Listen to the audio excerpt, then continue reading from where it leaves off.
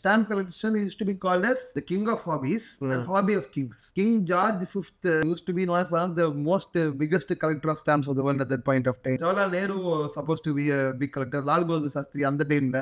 அதுக்கப்புறம் பார்த்தீங்கன்னா இப்போ even music icons remember John Lennon, Freddie Mercury and all were known to be big stamp collectors. There are a lot of people who do collect all of these ones. So வணக்கம், welcome to yet another episode of number 38 podcast. இப்போ நீங்க stamp collect பண்றேன் நான் சொன்ன மாதிரி எனக்கு ஒரு interest இருக்கு. I am a beginner. So இப்போ எனக்கு வந்து மணி காசு இருந்தால் தான் என்னால் ஸ்டாம்ப் கலெக்ட் பண்ண முடியுமா? அதாவது இப்போ நான் ரேரா பண்றேனோ, நான் வந்து டிஃப்ரெண்ட் மைண்ட் செட்ல வரேன்னு வச்சுங்களேன். எனக்கு ஒரு ஃபன்னா ஒரு ஸ்டாம்ப் வேணும், இல்லை ரேராகவும் நான் இன்வெஸ்ட்மெண்ட்டாகவும் நான் வந்து யோசிக்கிறேன் அப்படின்னா, இப்போ வந்து நான் ஒரு ஸ்டாம்ப் கலெக்டரா இருக்கேன் அப்படின்னா என்கிட்ட நிறைய காசு இருந்தால் தான் என்னால் ஸ்டாம்ப் கலெக்ட் பண்ண முடியும். ஓகே, உங்க கொஸ்டின் ரெண்டு இருக்கு. இன்வெஸ்ட் பண்ணணும்னா அஃப்கோர்ஸ் இன்வெஸ்ட் பண்ணாதான் இன்வெஸ்ட்மெண்டா மாறும். அதை விட்டுருவோம். அப்ப அது காசு தேவை இல்ல. இன்வெஸ்ட் பண்ணணும்னாலே நம்ம வந்து ஒரு 5 ரூபா வாங்கி நாளைக்கு 10 ரூபா வாங்குறது நம்ம இன்வெஸ்ட்மெண்ட் பார்க்க மாட்டோம். கரெக்டா? பெருசா பார்த்து போட்டாதான் பெருசா வரும். சோ அதை விட்டுருவோம். நம்ம வெறும் கலெக்டரா பார்க்கணும்னா நோ, நீங்க வந்து சிம்பிளா வந்து நீங்க சீப்பான ஸ்டாம்ப்ஸே வாங்கலாம். You don't have to go for the costly stamp. இப்ப நம்மளே இவ்வளவு பேசுறோம் ஸ்டாம்ப் பத்தி, கையில ஒரு ஸ்டாம்ப் கூட இல்ல. சோ ஸ்டாம்ப் இப்ப வந்து I have taken seminars also about different stamps. I have done exhibits about stamp design where I did not hold that stamp. Stamp மூலமா நீங்க ஸ்டடியும் பண்ணி ஹிஸ்டரியும் கல்ச்சரும் தெரிஞ்சுக்கலாம். உங்களுக்கு அந்த ஸ்டாம்ப் கையில் இருக்கணும்னு கூட அவசியம் இல்லை. என்ன கேட்டீங்கன்னா ஸ்டாம்ப் மூலமா தெரிஞ்சுக்கிறது. நீங்க வாங்குற ஸ்டாம்ப் நீங்க சிம்பிளா கம்மி விலையில ஸ்டாம்ப் வாங்கலாம். இப்ப நாங்களே வந்து we have a lot of sets for beginners.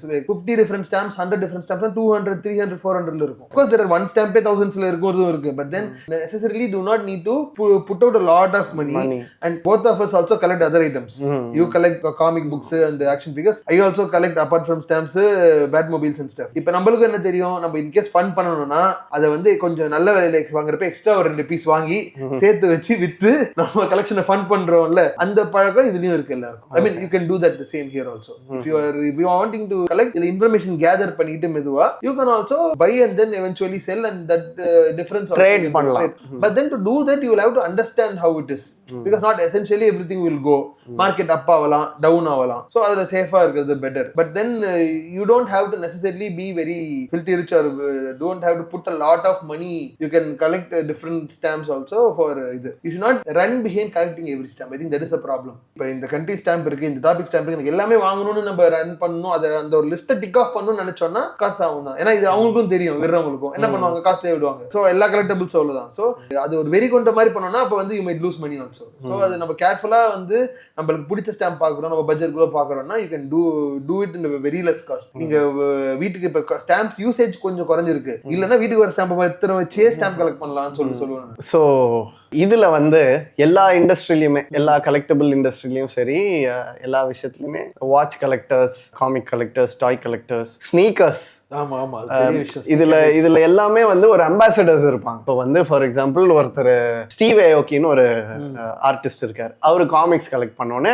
இந்த ஆர்டிஸ்ட் கம்யூனிட்டியே திரும்பி பாக்குது, காமிக்ஸா அப்ப இந்த ஆள் கலெக்ட் பண்றாரு அப்படின்னு. ஸோ அதே மாதிரி ஸ்னீக்கர்ஸ் வந்து எல்லாருமே கலெக்ட் பண்ணி, all celebrities, most of the celebrities collect. So it has become a movement and everyone is coming into it. So stamp collectionல அந்த மாதிரி ஏதாவது ஒரு ஃபேமஸ் செலிபிரிட்டியோ ஒரு ஃபேமஸ் பர்சனோ இருக்காங்களா, people who look up toன்ற மாதிரி யாராவது? இன்னைக்கு தேதியில எனக்கு இப்ப இருக்கிற பர்சன் கலெக்டர்ஸ் யாரும் ஸ்பெசிஃபிக்கா தெரியல. But historically stamp collection used to be called as the king of hobbies and hobby of kings. ஏன்னா வந்து ராஜாக்கள் எல்லா ஊர் மெயிலும் வரும், எல்லா ஊரும் டிராவல் பண்ணாம வாங்கி வச்சுப்பாங்கன்ற மாதிரி இருக்கும். King George V used to be known as one of the most biggest collector of stamps of the world at that point of time. நீங்க FDR ரூஸ்வெல்ட் அவர் வந்து ஒரு பெரிய கலெக்டர். அண்ட் ஆல்சோ நம்ம ஊர்ல பார்த்தோம்னா கூட வந்து Jawaharlal Nehru supposed to be a big collector, Lal Bahadur Shastri அந்த டைம்ல. அதுக்கப்புறம் பாத்தீங்கன்னா இப்போ even music icons remember John Lennon, Freddie Mercury and all were known to be big stamp collectors.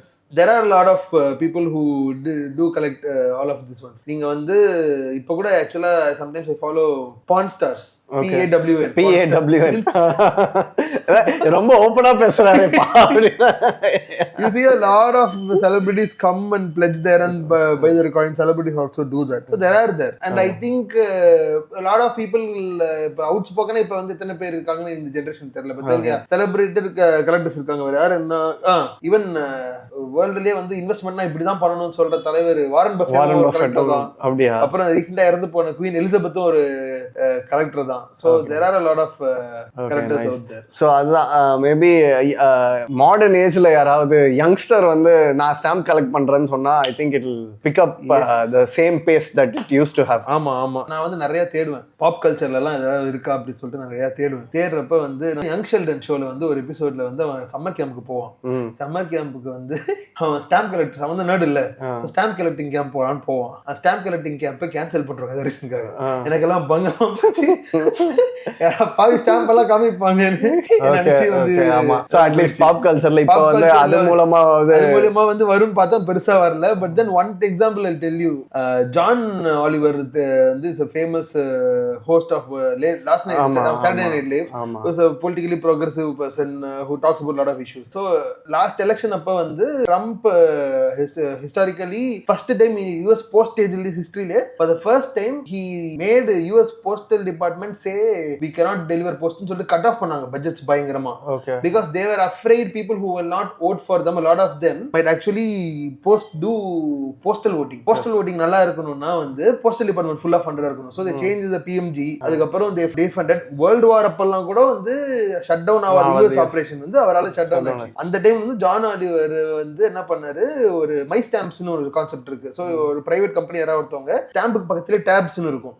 பக்கத்து இமேஜ் வந்து நம்ம வேணுன்ற இமேஜ் பண்ணிக்கலாம் பல்கா. பர்சனலைஸ் ஸ்டாம்ப் நம்ம இந்தியாவில் கூட மை ஸ்டாம்ப் இருக்கு. அதனால ஃபாரின்ல வந்து கன்சர்ன்ஸ்க்கும் பிரைவேட்ஸ்க்கும் இன்னும் கொஞ்சம் வெப்சைட் மூலமா கூட பண்ற அட்வர்டைசிங்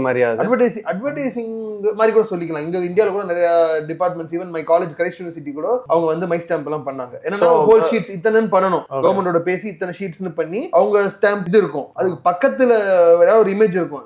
அது பக்கத்துல இருக்கிற இமேஜ் வந்து நம்ம போட்டோவா போட்டுக்கலாம். அதுக்கு நம்ம அந்த பே பண்ணணும்.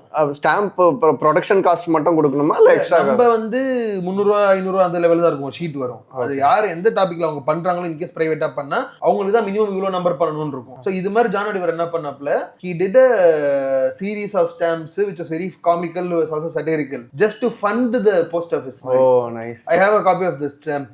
அப்படியா? ஆமா. And that was a beautiful act because it not only was pop culture, it was stamp served as an act of defiance. So ஒரு பொலிட்டிக்கல் மூவ்மெண்டாவே ஒரு ஸ்டாம்ப் ஒரு பார்ட்டா இருந்துச்சுன்றது வந்து ஒரு பயங்கரமான ஒரு கெத்தா இருந்துச்சு. பிளஸ் வந்து சூப்பரா இருந்துச்சு. அப்படி கூட இருக்க வாய்ப்பு இருக்கு. இட்ஸ் நாட் ஒரு விஷயம் ஸ்டாம்பா இல்லாம வந்து இது உள்ள போனோம்னா வந்து என்னென்னமோ இருக்கு. ஒரு ஆங்கிள் ஃபோன் மாதிரி கூட வச்சுக்கலாம். Nice. On that note we will end this podcast. So நாங்க வந்து basics of stamps and stamp collection இத பத்தி எல்லாம் தான் பேசணும். சில இன்ட்ரெஸ்டிங் ஸ்டோரிஸ் அண்ட் அனெக்டோட்ஸ்லாம் சொன்னீங்க, ரொம்ப நன்றி. அதே மாதிரி இத பத்தி உள்ள போறது வந்து நம்ம இன்னும் டீப் டைவ் பண்ணலாம். And also we'll be talking about other different collectibles.